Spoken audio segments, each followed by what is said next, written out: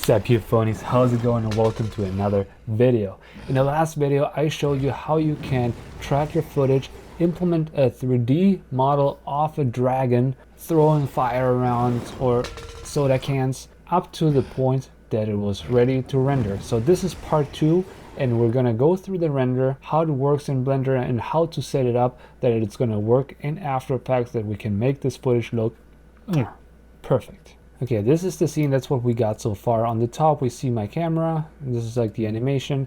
On the bottom here we can have a little viewport of the action around it. Pretty cool, but now we need to render this thing. So the first thing we do is we're gonna go to our render properties. We have to decide, do we want to render in cycles or Eevee? Me personally, I render most of my scenes in cycles. So if you render in Eevee, you gotta check out a different video because that's not what I'm covering here. But if you render in cycles, that's what you gotta do. So the important thing here is you want to render with the denoiser. Turn this on, and with the noise threshold you determine the quality of your denoiser. The higher the number, the worse it's gonna look. So if you want good results, then use something like 0.01. That's like the best you need. You don't need to go better than that. But that way your render could take a very long time. Very long, I mean like days or even weeks. If your computer is not that great, use something like 0.1. And if you're not sure if it's going to be okay, just render one frame, render image, and then you're going to see how long it's going to take to render one image, and then you can just do the math how long the rest is going to take. The samples are more important in Eevee, but it's basically the same thing. The lower this number, the faster it's going to render. So I'm going to render in 0.3. Now under denoiser, make sure optics is selected, albedo and normal, turn path guiding on, and hit light tree. When you scroll down, make sure that those numbers are as low as possible. So I usually go with diffuse 2, glossy 2, transmission 2, volume, we don't have any volume, but just in case I have 1. In transparency, we have 1 transparent object here, so let's just, well, I don't know how the texture is set up, so let's just go with 4. Maybe transmission also 4, just in case. Fast GI approximation, I always turn it on when I don't have any glass shaders. If you have glass in your scene, you probably don't want to use that. I don't have any glass material in my scene, so I am going to use that. Also, you might want to use motion blur depending on how you shot your footage. I shot my footage on an iPhone and it was pretty bright, so there's probably not much motion blur going on. So it's really up to your scene. If you have motion blur in your actual shot, you might want to use that. If you don't use it. It definitely renders faster if you don't. I did have a little motion blur in my shot, so I am going to use that. The shutter determines how much motion blur you're going to have. It's just like with a regular camera. If you shoot with 24 frames per second, you want a shutter of 1/50th. We use a transparent background because if it wasn't, we wouldn't see the video in the background. We would see the HDRI and we don't want that. So transparent checked on. And under color management, what's important is the view transform.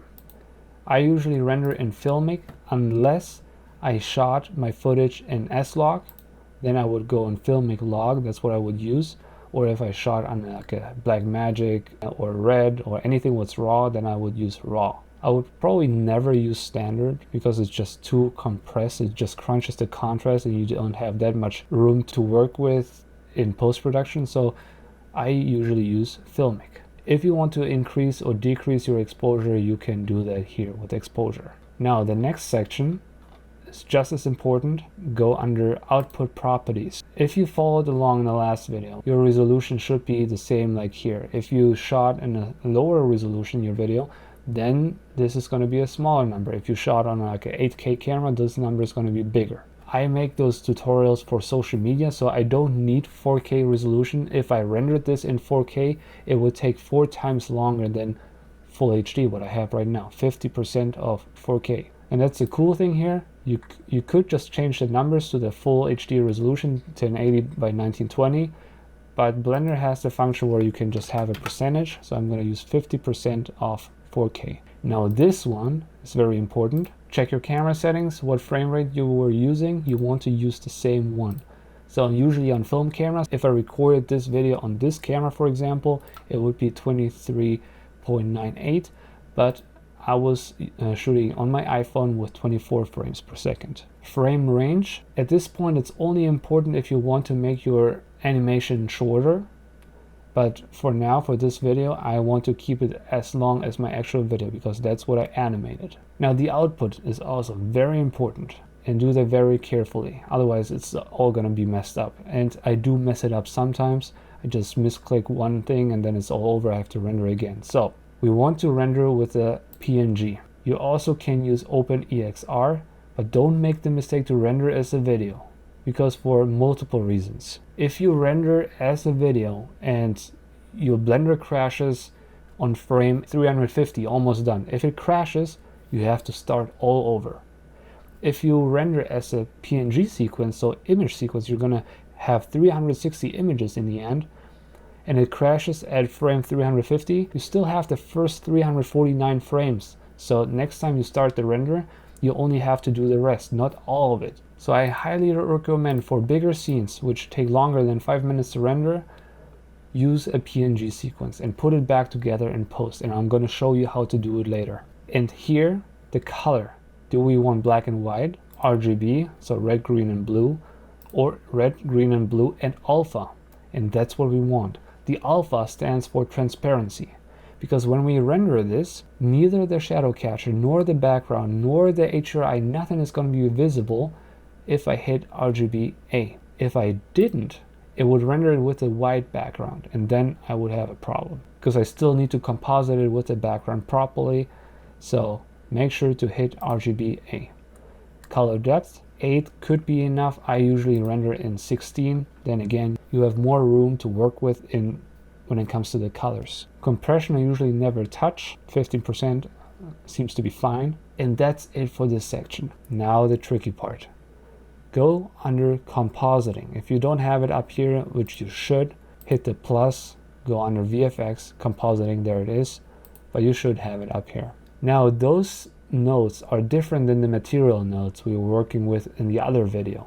Those nodes determine what are we seeing in the render and what are we actually rendering. I pretty much don't use this setup at all, so I mostly ignore it, but I can walk you through what it actually does, just that you understand. This here is our movie clip, the video we recorded on our phone. Here, this node undistorts our footage. This one scales it into the proper resolution. Now we have an alpha over node where it renders the foreground and the image on top of each other. Now we have another one of those, and then the actual composite and the viewer. So everything what is going into the viewer we can see like right here.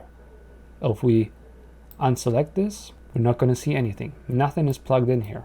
If we plug in the 3D we did, we can see the 3D. If we replace that with just our video we recorded, we're going to see our video. But nothing has to do with the actual render. Nothing has to do with what we're going to have as a file afterwards. So technically we can just ignore this. So all these here on the top left, everything besides this we don't need.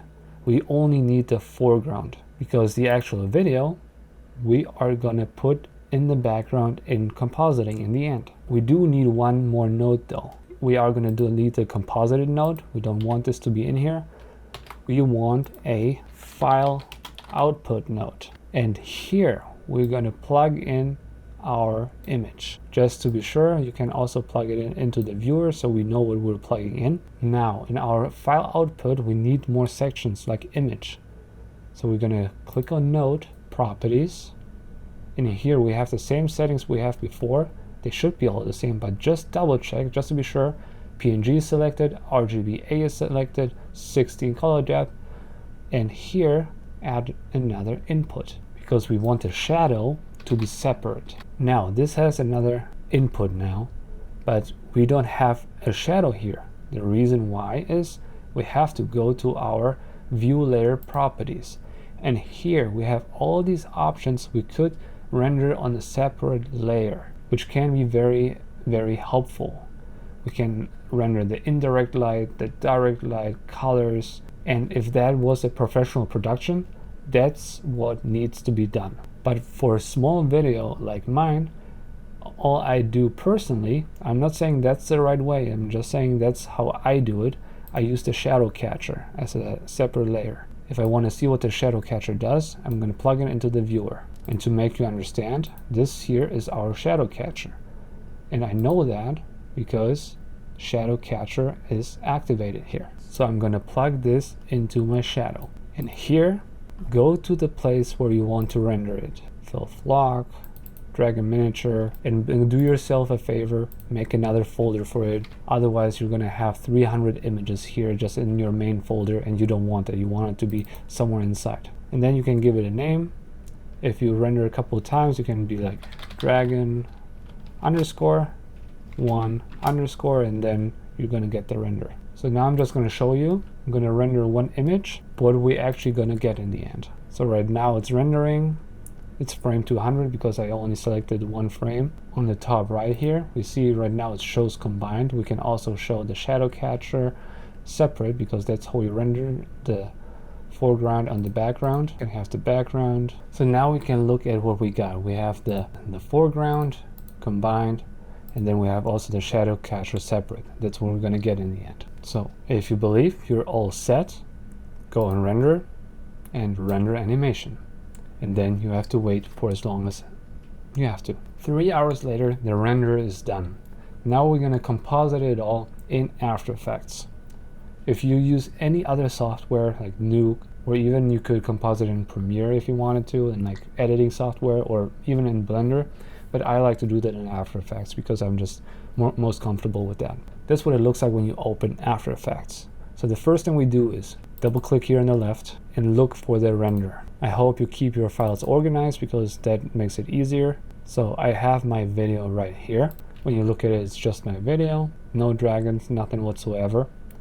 And now we need to import our dragon and our shadow separately. Now we're going to double click again, look for our render, and now we can see lots of images got created. We have image, that's our image, and this is our shadow. Now we just select one of them. It doesn't matter if it's the first one or whatever. In After Effects it doesn't matter. I don't know how it is in other softwares. Select one of them and it's going to recognize the pattern that it's called the same with a number in the end. Make sure a PNG sequence is selected and hit on import. Now here we have our dragon video with a transparent background. Now also we need our shadow. So we double click again, go down to our shadows, doesn't matter which one, just has to be a shadow. PNG sequence is selected, import. Now After Effects does the funny thing, I don't know if other softwares do the same. When you import something like that, it imports it in 30 frames per second. That's not what we want. We want the frame rate of our video. If we don't do that, our tracking is all going to be messed up and the timing is not going to be right. Make sure that numbers are the same, and we're going to do that by clicking on your actual video, this video, click on it. Under here, interpret footage, we're just going to copy this number. That's the exact frame rate we need. Just hit cancel, we don't need that one. Hit on image, interpret footage, and paste the number with Control C, Control V. That's how you copy paste in case you don't know. Now we're going to do the same thing for shadow, interpret footage, and paste it. Now all those layers are going to look the same. Since we exported all of that in 50% of 4K, what we're going to do, or what's going to happen is if we import a new composition from our base video, that's what it looks like. And now if we just drag and drop our video here, you can see that it's way too small. You're going to see that better with the shadow because it's 50% of 4K. Now there's two things you can do. Either you go to composition settings and decrease this to full HD. It's one way.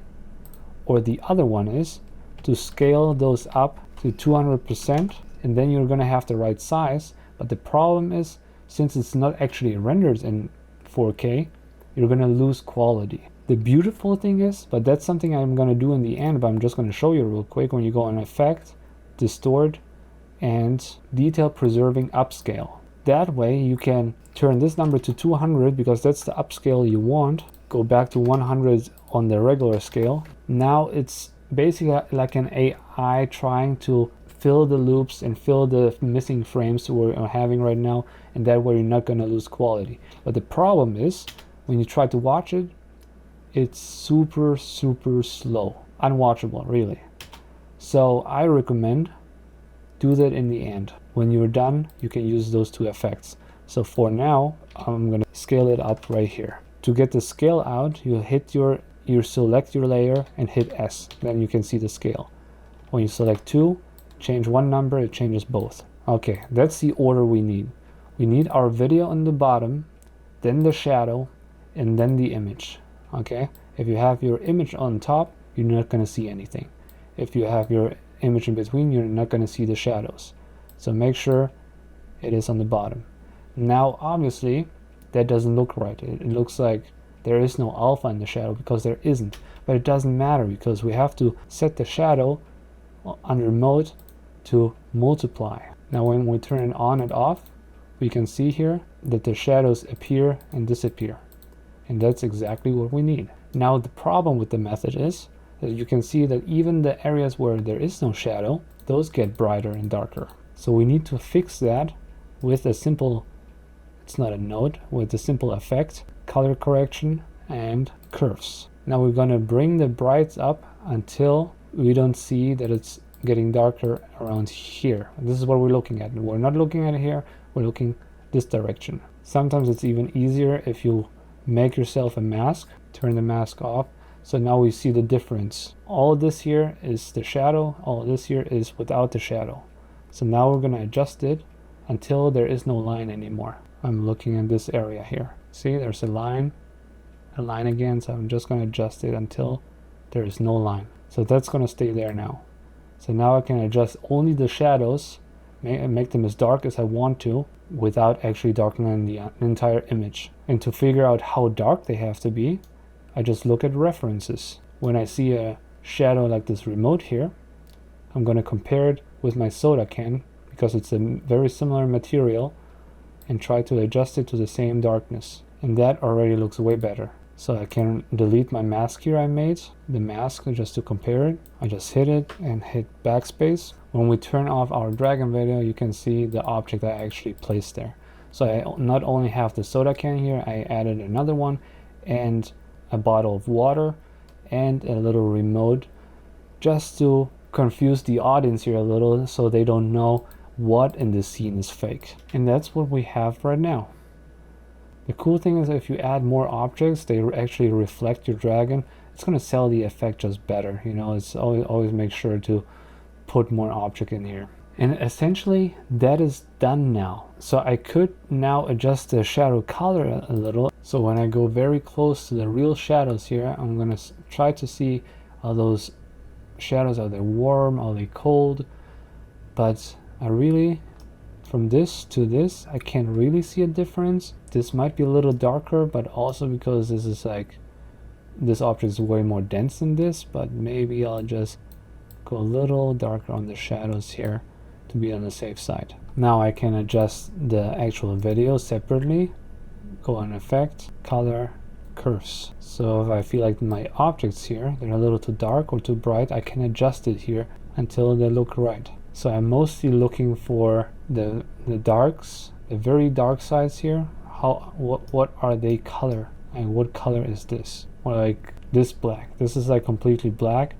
Does that have the same tone like my dragon here, which supposedly is also black? Or like my remote here, but preferably a similar texture. Obviously I don't have any dragon texture here, but you know, that's basically what I'm looking for. So my dragon looks a little more brownish than this remote, so I could go down with the reds a little and see how that's going. But to be honest, I think if I go a little closer to the table, for example, it's going to look better. Now the next step is to use a few effects to bring all the footage closer together. The shadow, the CG dragon and my objects here, and the background, to bring them all closer together. And there's a few tricks to do that. The first thing I do is I click on Layer, New, Adjustment Layer. And on this adjustment layer, I go on Effect, Color Correction, Lumetri Color. Now under my Lumetri Color options, there's a very cool one, the white balance. So I can bring all the colors on the same white balance. So I'm going to pick a white which is in the shot. If there is no white, you have to guess, but I have a white right here, and that's my white. So I'm gonna color pick it. So it's gonna adjust the color temperature and the tint according to this white here. And it's not gonna just do that for the background, it's also gonna do that for my CG objects. And that's very cool. And now I can just color grade it a little. Like anything I do here is gonna bring the footage closer together. So just play around with the settings. I always increase the contrast. I go down with the highlights, bring up the shadows a little, but it always depends on you seeing your vision, the way you want it to look. Under creative, you can increase the sharpness a little, because something I sometimes like to do, to put a little blur on your image. Effect, blur and sharpen, and Gaussian blur, because those digital objects are always too perfectly sharp and you can see the difference. So I just go on 2 pixels, blurriness, doesn't hurt. And on my adjustment layer again, I increase the sharpness, so it just brings it closer together. Maybe increase the vibrance a little, remove a little saturation, probably not. It's always cool, a vignette. And that's it with these effects. What I also like to do, if you are a member of my Patreon or my YouTube members, you have access to that. If not, I'm sure you can find something on the internet. It's just a noise video. That's what it looks like. It's just simple noise, film noise. And I bring it up to the size I needed, which should be 400%. No, it's not 400, it's 300%. Now I go in mode and use overlay. Now the noise is on the entire image. Usually that's too much, so I bring it down to like 30%. Since it's an iPhone video, it's shot in broad daylight, like inside though, but it's bright. You wouldn't see that much noise, but it's always great to add a little bit of that. My noise video is unfortunately not long enough, so I'm gonna Control D, duplicate it, and have 2 of those, that when one ends, the next one starts. Great. One more thing I wanted to add, when he does his cool fire move, wherever that is, there it is, to make a little orange glow. Something I like to do sometimes. Go in layer, new, solid. In the color, I'm just going to pick the color of my fire here. So now I have just a solid layer of color. I'm use screen, and I'm just going to have a round vignette around the area where he has the fire. Hit F to feather the mask. Now hit T to bring down the opacity. I don't want it to be too prominent, just a little. So 50%. I'm gonna hit on the stopwatch here to keyframe it. Now I'm gonna go back to where there is no fire. Go on 0. Automatically it generates a keyframe. Now I'm gonna go to the frame where there is no fire anymore. Go on 0 again. Now if I wish, I can ease them. Select them all, right click, keyframe assistant, easy ease. So now there is a little glow. Again, if it's too much for you, just go on the middle one, make sure you don't have any of the other ones selected, and change this number to something lower. It looks better. If you want this number to be higher, again, make sure only one is selected and go on 100. But in that case, we want to keep it small. Just a little detail. Because this fire is also not perfect. If you've seen my last video, you saw that how I made this fire. It's just a 2D plane of fire. So very lazy 3D work there, but it works. Now let's look at the comparison. That's what it looked like before, and that's what it looks like now. Yeah, that's why it's so important that you render your layers, your foreground, your background, your image, your shadow. Render those things separately so you can edit them separately. And if you stuck to the end of this video, I have one extra tip for you. You should definitely try, especially when you have footage like this, where it's like handheld and the tracking might not be perfect. Something I always like to do, I make a fake camera shake. The way I do this, select all the layer besides your adjustment layer you don't want to select, your grains, and also, so those 4 layers, you want to make them move. The way we're going to do that, we're going to go in layer, new, null object. Null object in After Effects is just like an empty in Blender. It doesn't do anything unless you give it a purpose. So in that case, my purpose is I'm going to select all my layers, parent it by parent a link, pick whip it towards the null object. So now everything the null object does, let's say I change the position of the null object, everything else changes too. So now with a simple expression, we can make the camera wiggle. So we hold Alt, make sure the position is selected, hit P, hold Alt, hit the stopwatch. Now we type in wiggle, let's say 2,30. Now we click away. Now you can see at the edge here already that something is happening. That means we added camera shake. That means we're losing the edges here, which is fine because we can just zoom in a little. But before we do that, I'm also going to add a little camera shake on the rotation. So same deal. Hit R to open the rotation. Hold Alt and click on the stopwatch. Type in wiggle. And here you don't want to go too crazy. 1,1 is usually enough. Now we're wiggling the position like this, but also the rotation like this. And now to not lose any information on the side here, we're just going to scale it up 5%. If you do work for clients though, make sure that move is okay. Some clients, some productions, they're like, no, we don't want that. So make sure that's okay. And this is the final result.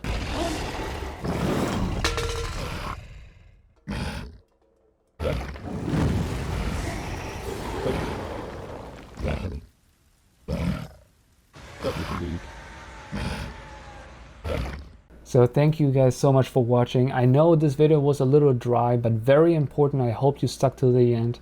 If you have any questions, please let me know in the comments below, and see you in the next video. Toodaloo.